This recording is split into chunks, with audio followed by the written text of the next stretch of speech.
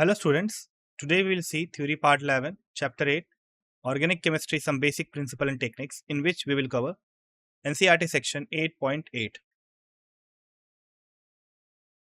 This disclaimer. Now, once you have attended this lecture, you will be able to understand techniques of purification of organic compounds. Now, if I talk about the specific sections of the NCERT, then we will cover section 8.8, which is methods of purification of organic compound. In that, our today's priority is on 8.8.1, which is the first method and is called as sublimation. The second one is 8.8.2, which is crystallization. And the third one is distillation. So, let's start with the purification techniques. Now, in this lecture, you will be able to understand the basic principle and techniques which are involved in the purification processes. Now, we will see a common list of techniques which are used for purification. These techniques are essential for separating and purifying organic compounds. First one is sublimation. Second one is crystallization. Third one is distillation. Fourth one is differential extraction. And the last one is chromatography. Now, in this lecture, we will only cover sublimation, crystallization, and distillation. Remaining two will be covered in the upcoming lectures. Starting with the first one, so let us begin by looking at the topic of sublimation. Now, what is sublimation? It is a process in which the substance is directly transitioning from the solid state to the gaseous state without passing through the liquid state. So, here is an illustration of different conversions. You can see here that ice is first converted to water in the process known as melting. Then water can be converted to your gas through the process known as vaporization. Okay. But rather than going through this part, if you directly move from solid to gas, then it will be named as sublimation. For example, if you take dry ice, which is a common name for solid CO2, so it directly turns into gaseous carbon dioxide from solid state without undergoing the liquid transition. Now, the opposite process of the sublimation is known as deposition or desublimation. So, you can simply take it as the opposite case of sublimation, where your gas is getting converted into solid without being transitioned through liquid. So, starting with the crystallization process. To understand this crystallization, you must know the sublimation that I taught you right now, because we will use it here. Now, this crystallization is used for purification of solid organic compounds. So, this is the most important point. It means it can be only used to clean up solid substances by removing impurities. Now, the principle which is used behind this crystallization is basically based on solubility differences. This means that the desired compound and the impurities are dissolved differently in chosen solvent, and they are allowing us to separate them. What is the procedure of doing this? The first one is your impure compound that you got after the reaction is dissolved in a suitable solvent. Now, how do you dissolve it? So, it's very simple. You will dissolve it until the solution becomes saturated. In that process, you will also heat it. Okay. So, basically, you are providing heat with the help of a Bunsen burner, and you are trying to make a saturated solution. Means you are trying to keep it up to maximum solubility. After that, once you have done this, next, moving on to the further steps, we will take this saturated solution, and the crystals of pure compound are formed upon cooling. It's very simple. If you are heating it, more and more solids will be dissolved onto the solvent. But if you cool it, then the particles of this given compound comes out, because the process of dissolution is temperature dependent. More heat you provide, more will be the solution. Next, what we will do, we will just filter out the pure crystal. Means you can say it in a way that the impurities do not come out upon cooling. Only the pure crystal is coming out upon cooling. So the impurities are much more soluble in the solvent as compared to the organic compound.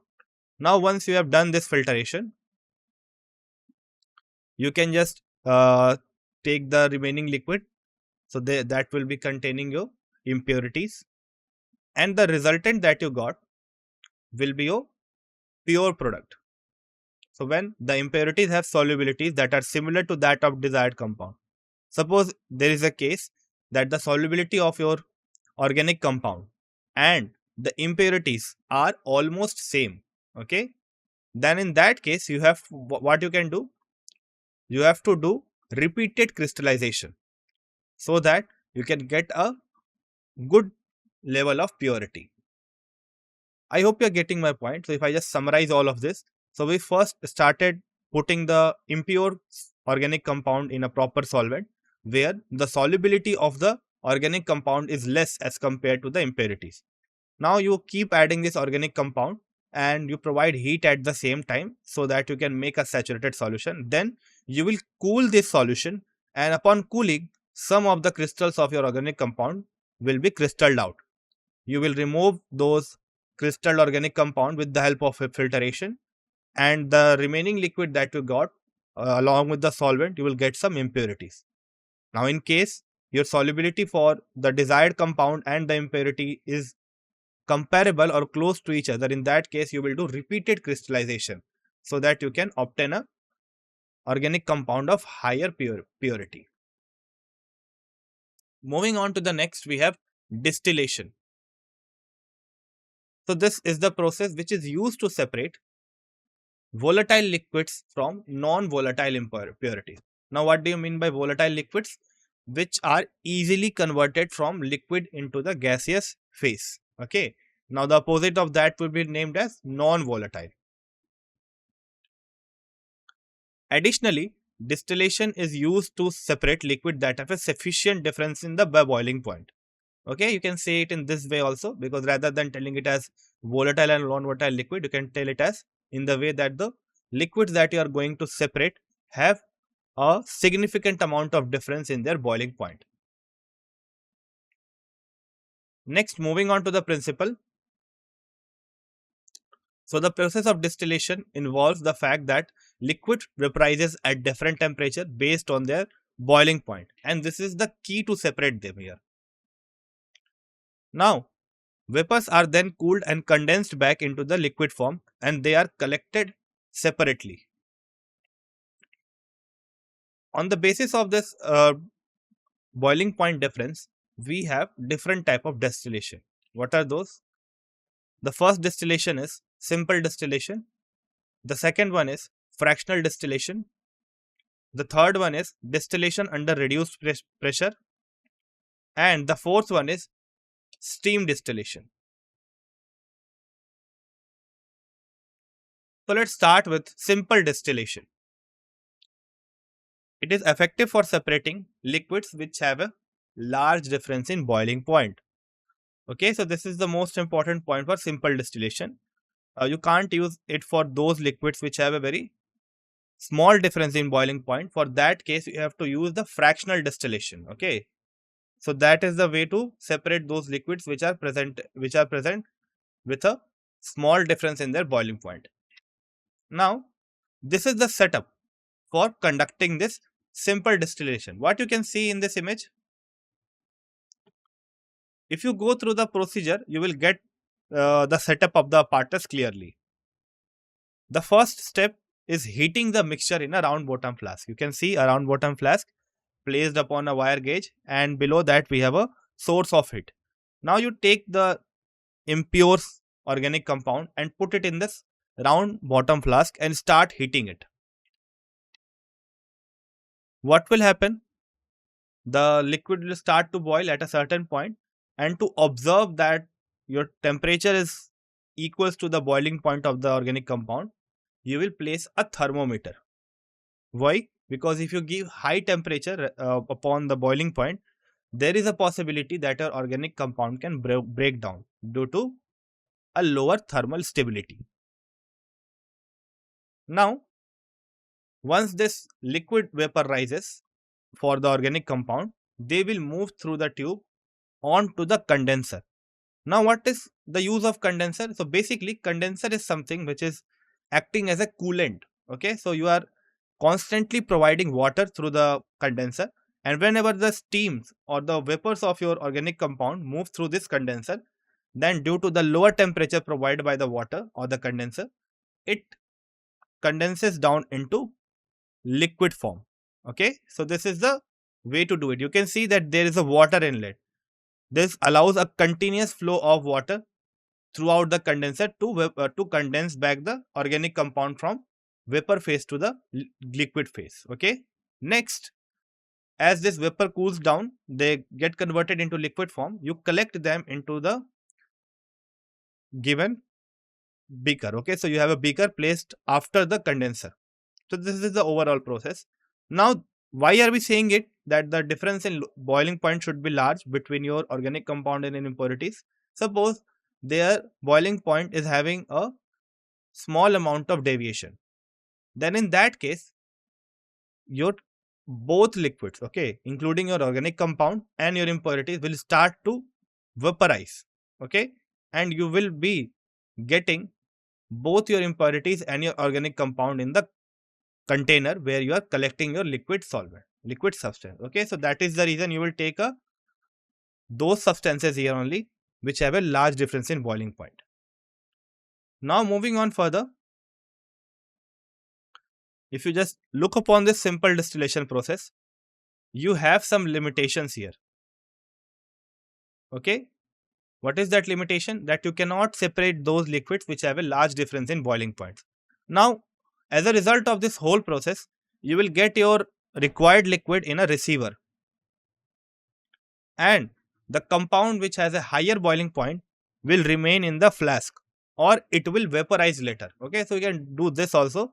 First, you collect all of the organic compound in the receiver, and then you heat it further, keeping the temperature in control, and then you can collect the remaining impurities also. Okay, or there may be a possibility, so there can be a second possibility also. What is that possibility?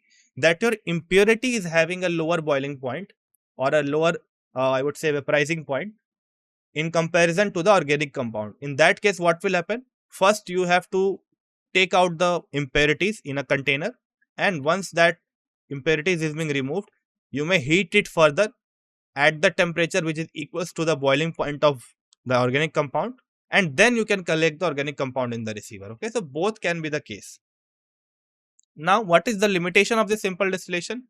As I told you, so one of the foremost limitation is that it is not useful for separating liquids with similar boiling points or almost equal boiling points, because in that case the process will become inefficient, because both of the impurities and organic compound will be contained in the receiver at the same time.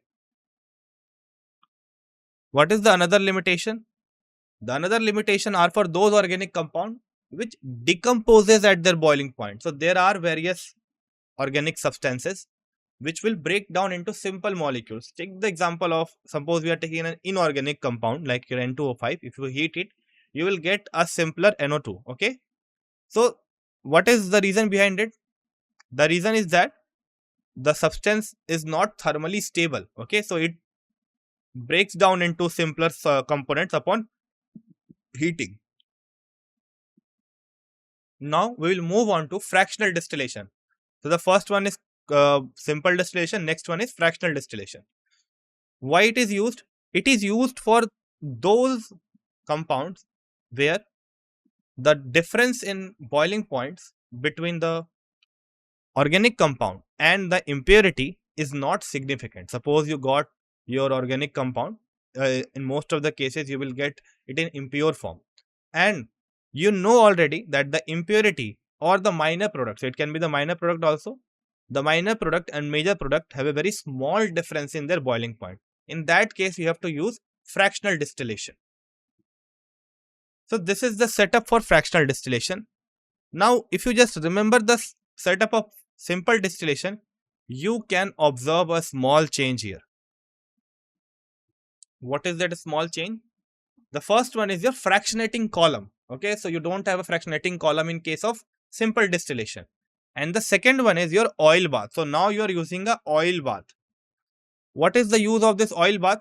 So this oil bath helps us to increase the temperature slowly, okay, rather than changing it abruptly. So this is the main point. Now let's start with the process. So fractionating column is used to separate mixtures of liquid which are based on their boiling point, or you can say the difference between their boiling point is not that much significant. Next, how does it work? So basically, rather than vaporizing it at the same time, you use fractionating column that provides surface for frequent heat exchange between the vapor and the falling liquid. Okay, so let's take example of it. Suppose you are vaporizing some liquid. Okay, if you put a lid upon your liquid, what you will observe that the liquid vapor is being condensed onto the lid. Okay, you must have seen this process in your home also while cooking. While your mother is cooking, you will see that droplets of water are there present on the lid. Okay, below the lid. Okay, what is the reason behind it? Because your vapor that is rising gets a surface area where it can cool down. Okay, and due to this cooling process, it condenses back. So basically, by providing here a fractionating column, you are giving that chance of getting cooled down. Now this process will occur continuously. Okay, so basically when the vapor will move up, it will condense down, again it will be converted into vapor, it will condense down, and again it will be converted into vapor. So this process will move in a cycle. As a result of this, the process of your vaporization becomes slower, right? Okay, now you can remove those liquids which have a minute difference in their boiling point, because you have slowed down the process of your vaporization. I hope you are getting my point. So if you provide a direct heat, you will see that both your impurity and your major compound are getting collected in the receiver because of their small difference in their boiling point. But if you provide them surface, then this process of vaporization will get slower, and that will help you to collect the impurity and the major compound separately. Right? Now it is for sure that you have a minute difference in the boiling point. So the one with a lower boiling point will be collected in the receiver, and one with a higher boiling point will be remained in the round bottom flask. Okay, clear? Now moving on further, what we got as a result of this fractionating column? The result is that you are getting your resulted liquid collected in a receiver. Second, component with a higher boiling point will remain in the flask, or it can vaporize later. So we have talked about two processes. First is simple distillation and second is fractional distillation. In simple distillation, you separate those liquids which have a significant difference in their boiling point. Whereas in fractionating column or fractional distillation, you separate those liquids which has a minute difference in their boiling point, because your fractionating column provides multiple surface for vaporization and condensation, and that will make ensure that the process of vaporization becomes slower and you can collect them separately and easily. Next is distillation under reduced pressure. You must be getting an idea from this line itself. So basically you use this method in case of those compound or those liquids which have a very high boiling point, and due to this high boiling point they decompose below their boiling point. Now this is the setup for your distillation under reduced pressure. What difference can you see? Is there any difference between the original one and this one, or between the simple distillation and this one? The first one is, if you just look at in a good manner, you will see that there we have a manometer. So manometer is basically a device which is used to see the pressure. Okay. What else do you have apart from this? Apart from this, you have a stopcock, right? So these are the two extra apparatus that you are seeing. Again, you have a thermometer and a receiver, and you have a round bottom flask before which we have a flame put down. Now, liquid to be distilled is placed in a round bottom flask with a capillary to regulate air. So that capillary that you are seeing, that is being dipped into the liquid, so it is used to regulate the pressure. Now this whole apparatus is connected to what? It is connected to a vacuum pump via a side arm. Now why we are connecting it? What is the reason behind it? So we are trying to control pressure here. So this is the most important point here. So in this process, we just try to control the pressure or reduce down the pressure. Got it? Next. Now what you will do, we will just switch on this vacuum, and upon switching on this vacuum, the pressure will be reduced inside the apparatus. Got it? So all the procedure is same. The only difference is that you are just reducing the pressure before starting the process of heating.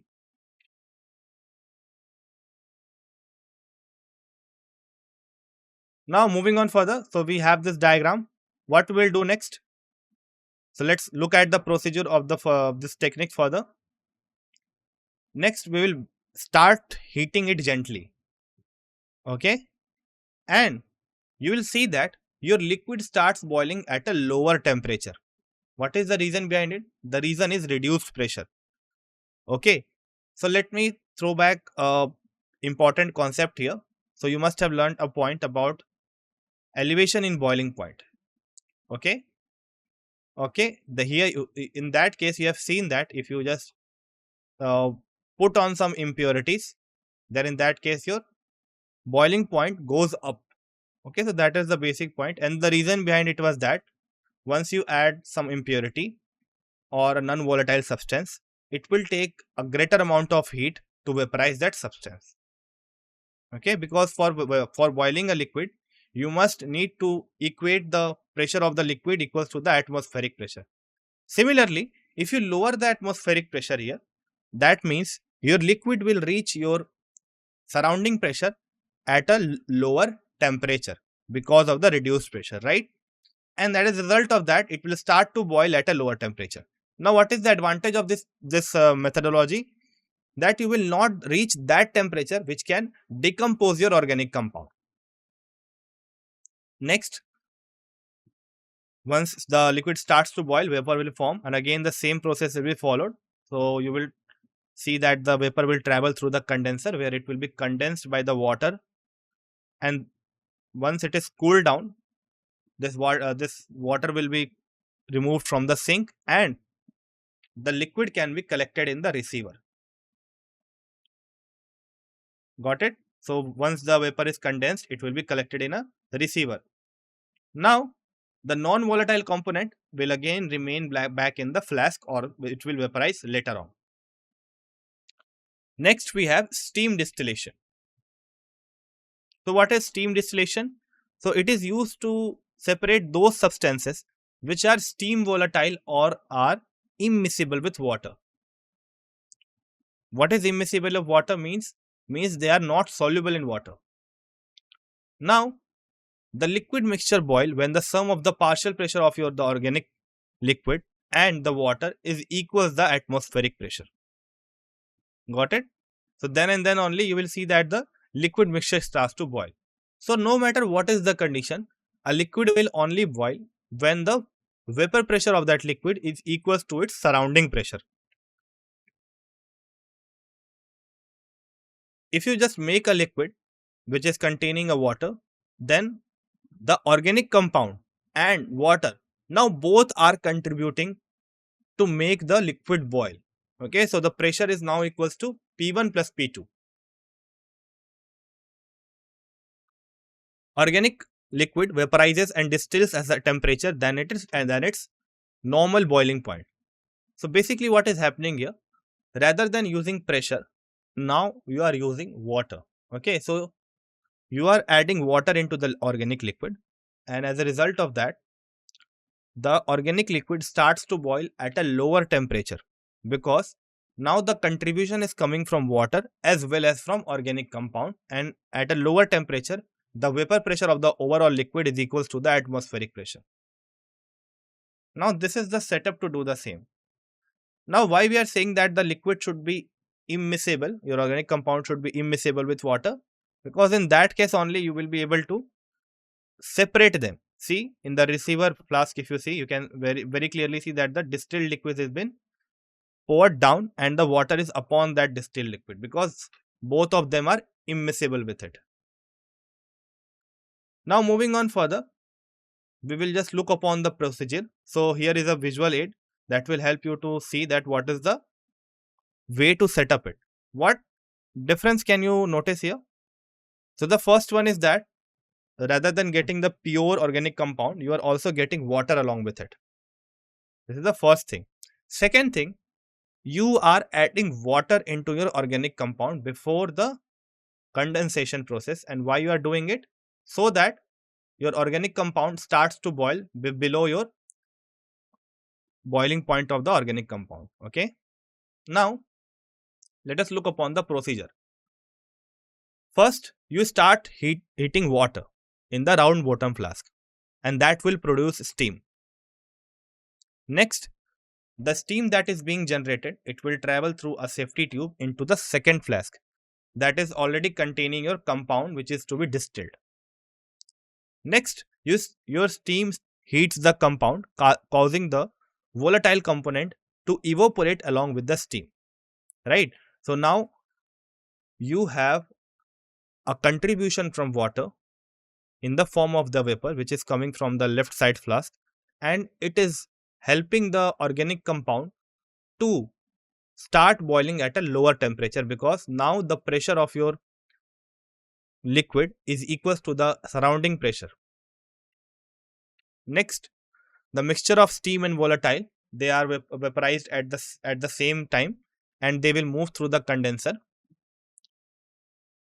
and last you will just condense them back into the liquid. So this is the overall process.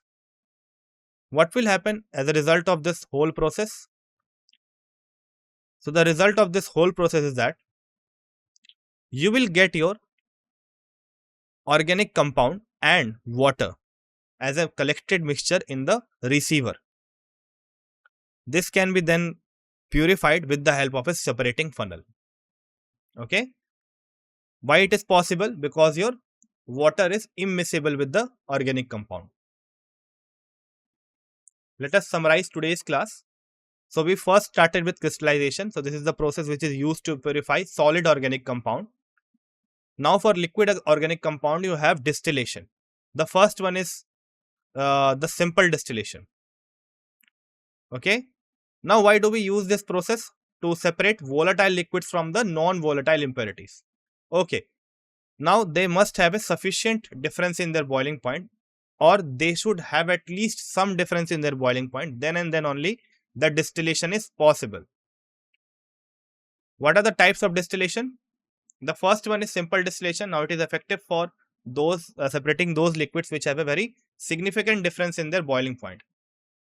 Second one, if the difference is minute, then you have to use a fractionating column that will adjust the process of condensation and evaporization, so that the process can be easily used to separate your organic compound and your impurity.